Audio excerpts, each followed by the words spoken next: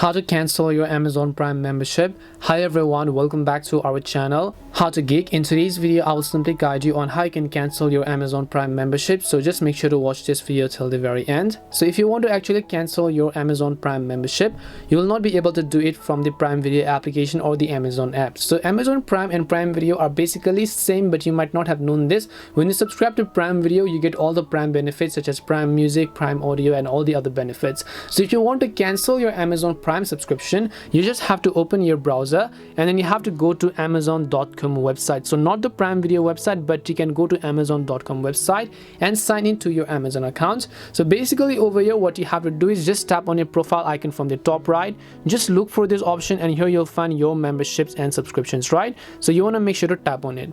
So when you tap on your membership and subscription, you can see my payment method and my membership is actually active. So what I will just do is I'll just tap on the option called Prime Membership Settings over here.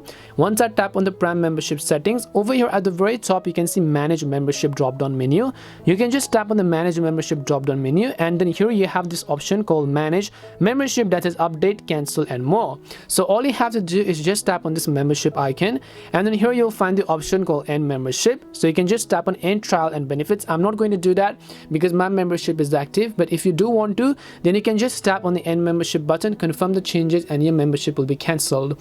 Now one question that I want to answer about yours is that when you end your membership right now, because you've already charged for this month, right? You've already been charged for this month until your next billing date. So let's say you get charged on every 26th of the month, which means that 26th and the end of each month, right? And if today is 16th, your membership is going to remain till the 26th. After that you will no longer be charged because you've already been charged for this month. You have to utilize it for the full month. That's basically how it works, and this is how you can cancel your Amazon Prime membership. We hope the video was really helpful, and if it did help you, then make sure to leave a like and subscribe to the channel. And if you have any questions, feel free to leave them down. Thank you very much for watching and see you in the next video.